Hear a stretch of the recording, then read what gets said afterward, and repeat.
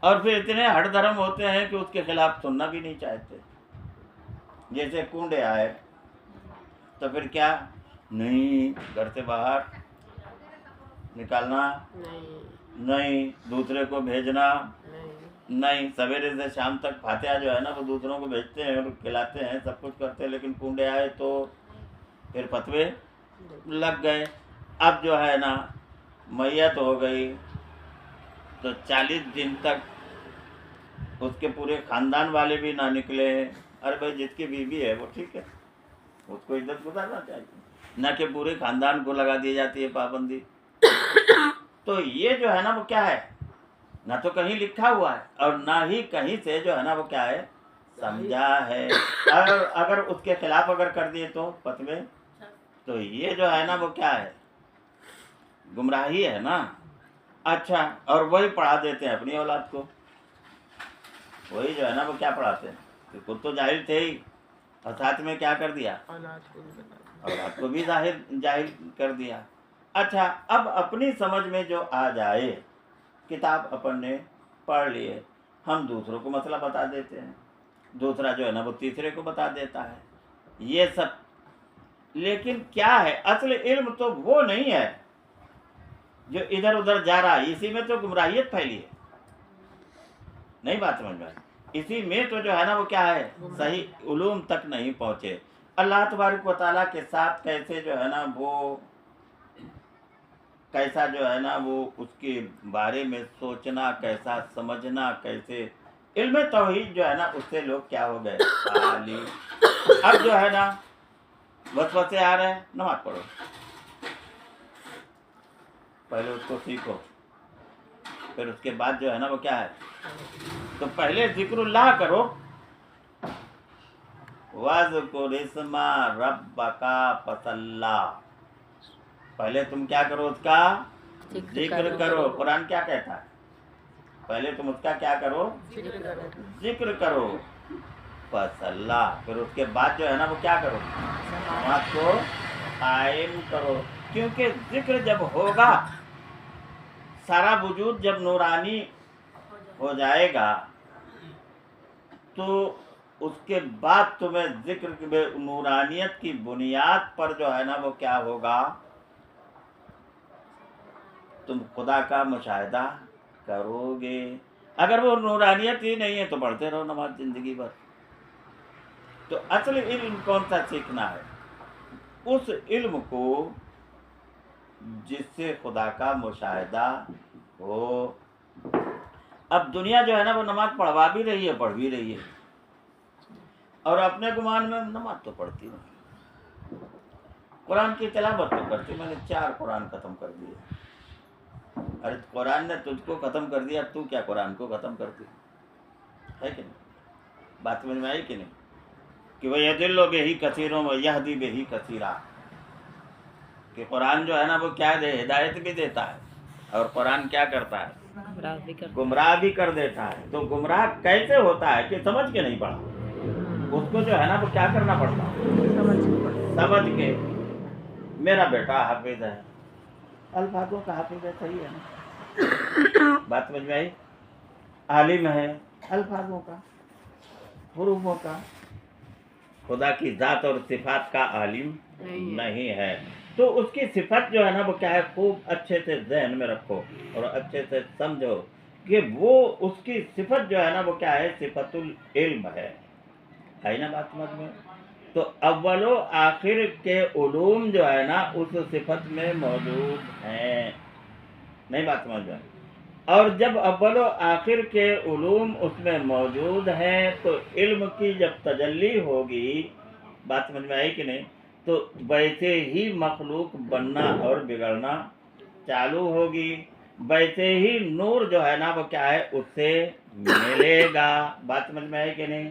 لیکن وہاں تک اب ہم جو ہے نا وہ کہیں باتیں کیسے بھی کرتے ہے نا، اللہ سب کچھ کرتے. تو یہ مخلوق کو جو ہے نا، مخلوق سے خالق کا کیا تعلق ہے؟ نہیں بات میں، کرنے دھرنے میں مخلوق اور ہے اور خدا اور ہے.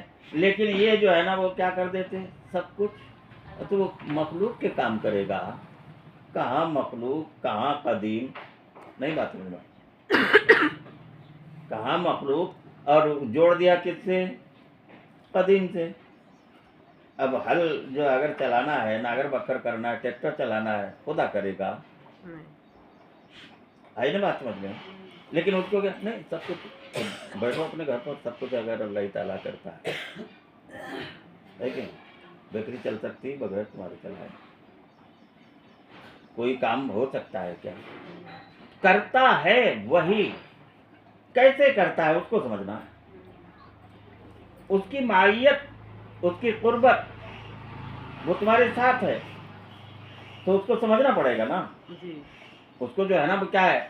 اللہ ہر جگہ موجود ہے، بس کہہ دیا ہو گیا، سمجھے نہیں؟ اللہ تعالیٰ ہم سے قریب ہے، کہہ دیا ہو گیا۔ اللہ معی ہمارے ساتھ ہے، اللہ حاضری حاضر ہے، اللہ ناظری اللہ ناظر ہے، دیکھنے والا ہے، کہہ دیا ہو گیا۔ سمجھا نہیں تو پہلے اس کو کیا کرنا پڑے گا؟ وہ جو ہے نا رحیم ہے، وہ کیا ہے؟ رحیم ہے، اور رحیم کی صفت تمہارے اندر بھی موجود ہے، تو کون موجود ہے؟ وہی رحیم، نہیں بات ہے۔ وہ بصیر ہے، اور بصارت کی صفت جو ہے نا وہ کیا ہے؟ تمہارے اندر بھی موجود ہے، تو وہی کیا ہے؟ بصیر ہے۔ بات سمجھ میں آئی کہ نہیں؟ تو بصیر وہی ہے،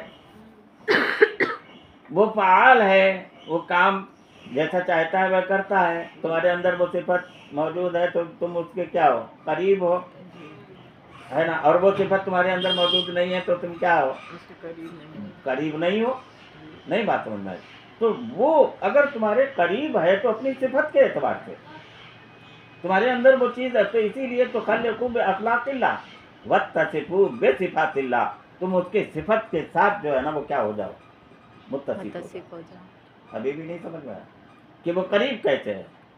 قریب ایسے جو تم سمجھتے ہو کہ جیسے دو بیٹھے ہوئے، یہ قریب ہے ان سے، وہ قریب ہے ان سے، اور دونوں میں کیا ہے؟ جدائی ہے نا۔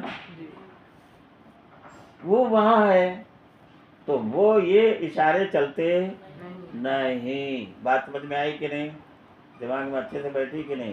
تو اللہ عز و جل وہ ذات ہے جس کو جاوید اختر یا سلیم اختر سمجھ سکتے نہیں، کہ انہوں نے جو سمجھا ہے وہ خلق کے اور ظلمت کے اعتبار سے سمجھا ہے اور خدا کا انکار کر دیا۔ بات سمجھ میں آئی کہ نہیں؟ اس نور تک پہنچے ہی نہیں جس نور سے جو ہے نا وہ کیا ہے؟ خدا کو جانا جا سکتا ہے۔ ہم نے جو ہے نا وہ خدا کو جانا ہے کس کے ذریعے سے؟ عقل کے ذریعے سے، وہم کے ذریعے سے، اور خدا ان سب چیزوں سے کیا ہے؟ پاک ہے۔ بات سمجھ میں آئی کہ نہیں؟ تو وہ ہم سے قریب ہے، تو کیسے قریب ہے؟ ابھی بھی نہیں سمجھ میں؟ وہ ہم سے قریب ہے تو کیسے؟ وہ رحم والا ہے، ہم بندوں پر کیا کر رہے ہیں؟ تو قریب ہے نا۔ اس کا مطلب یہ تھوڑی ہے اب دیکھنے کے لیے موسیٰ علیہ السلام و تسلیم جو ہے نا وہ پہاڑ پر گئے، اگر ایسے تمہارے سمجھنے سے قریب اگر ہوتا تھا تو کائے کو دیکھنے کے لیے جاتے تھے؟ موسیٰ علیہ السلام جو قریب ہے اسی کو دیکھ لیتے تھے۔ بات سمجھ میں آئی کہ نہیں؟ تو اب دیکھو گے کیسے؟ دیکھو گے کیسے؟ وہ جو صفات ہیں اس کی، وہ ان کے بارے میں تمہارا کیا خیال ہے؟ هو اللہ الذی لا الہ الا هو، آئی نا بات سمجھ میں؟ هو الرحیم، هو التواب، هو القہار، هو الجلیل، هو الرحیم، هو القدوس۔ تو یہ جو صفات جو ہیں وہ صفات تمہارے اندر یعنی تم میں موجود ہیں یا نہیں؟ بات سمجھ میں آئی کہ اگر موجود ہے تو قریب ہے، موجود ہے تو کیا ہے؟ قریب ہے، اور موجود ہی نہیں ہے تو قریب بھی نہیں ہے۔ ابھی دماغ میں بیٹھی تھی نہیں کچھ تھوڑی بہت، ہے نا؟ اچھا یہ جو ہے نا ایسی